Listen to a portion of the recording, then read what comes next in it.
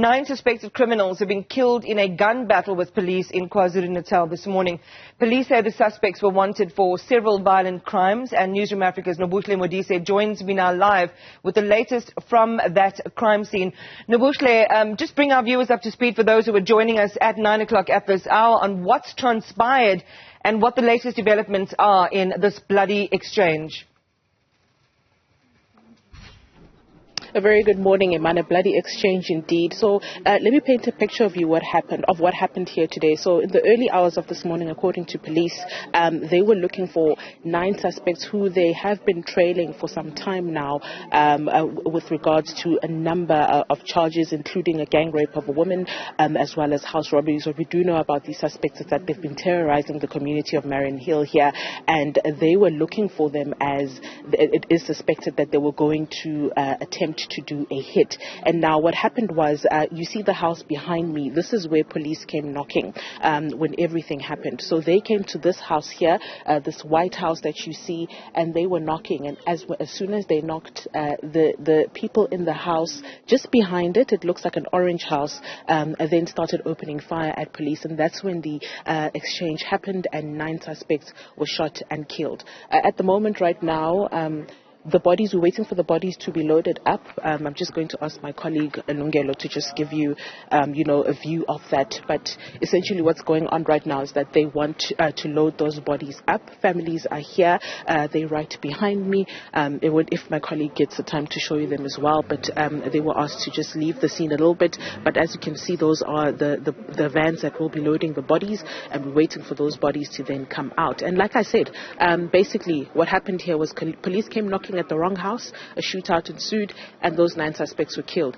They've been sought after. The police say that they've been looking for them with regards to a number of charges, like I said, including a gang rape of a woman, house robberies. And the community members here actually, when some people spoke to them earlier, as well as when I was able to speak to some of them, were mentioning the fact that, they're actually celebrating because these gang members are known to have been terrorizing the community. But also an interesting aspect is that community members are saying that this is a new type of gang that formed in recent times, but there was an incident that occurred last year where there was a gang that then fled the area, and this new gang of these suspects that have been killed here then came up. So many of them here are saying, in fact, they are going to have a braai later on to celebrate. They don't want to speak on camera though, still a little bit afraid for their lives, but saying that they're glad that this has actually happened. We also understand that there's also 2 suspects that are still on the run. Police are saying they've launched a manhunt over there surrounding that information. I do want to go and speak to Colonel Robert Nechiwunda. I'm just going to try and walk to him so that he can maybe, join us for an interview and just shed some light on what exactly ensued here. But what I've told you is what we've been told by police. I do have the Colonel here. I'll just ask him to follow me. Colonel, thank you very much. You're live on Newzroom Afrika. Now, we understand that 2 other suspects are on the run, but before you speak to us about that, just, paint another picture for us about what exactly happened here. We have been looking for this gang for quite some time because we've made aware that they were behind a string of violent crimes in the area and the surrounding areas, being armed robberies with firearms, house robberies, also links to murders and rapes. So when we got the wind that they are in this house, we had to operate and as soon as possible. Early this morning, we pounced on them, and we had info of where they were. But when we came here, our officers erroneously knocked at the wrong door. And that's where we had gunshots coming from the opposite house. We had to take cover, save a life, then engage on a gunfire. And at the end of the day, we had the upper hand. And we are pleased that none of our members sustained any injury during the shootout. And then, Colonel, can you maybe give us an indication of how old these suspects were? I'm hearing that the youngest was about 23 years old. Maybe you can correct that for us, or do you have that information at hand? We do not have exact ages at this stage because we just processed the crime scene, so we'll know them exactly. The forensics will tell us their identity, then we'll be able to know their exact ages, names, and all those things. But yes, from the intelligence that we had, we're looking for a group of young boys. They're in their 20s because it's a gang that's been terrorizing people, doing all sorts of things. And one wonders why will the young boys be doing such crimes and interfere in the community. But however, we are the police. If crime is committed, we need to act because ours is to prevent crime, and once it has happened, we must act to ensure that criminals are taken to book. And if criminals refuse arrest and engage in a gun battle, they will come out second best.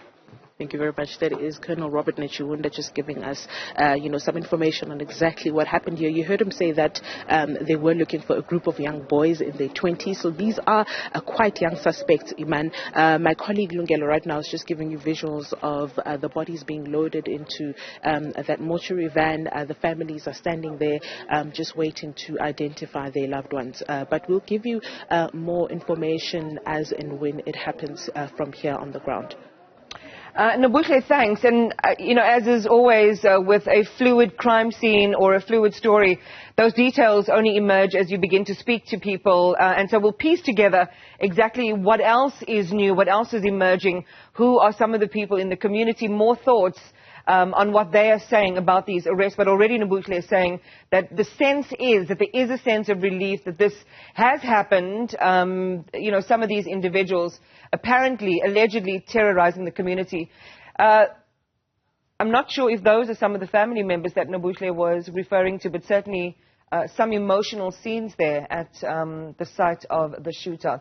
We'll just rest with that picture for a few moments longer.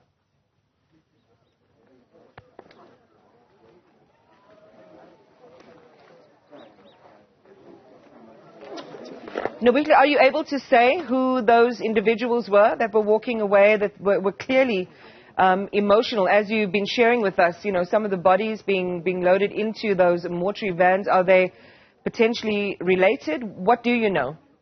Yes, indeed. Indeed, Iman, it seems they are related to those who have been shot and killed here. They were trying to get to the front. They were pulled away earlier, and as there was space that was opened up, they came to then see. I guess that's how they then realized that the person that was being loaded into the van was one of their own. These are emotional scenes, and it might be a little intrusive given that they're just finding out what's happening. So I think just with respect to the families, let's rather come out of that picture now. This is certainly a moment that would be huge, and has taken that community by surprise. So we'll find out a little more detail from Nobuhle about the investigation. As police are saying, there are 2 other suspects still on the run, so a massive manhunt has been launched to try and find them.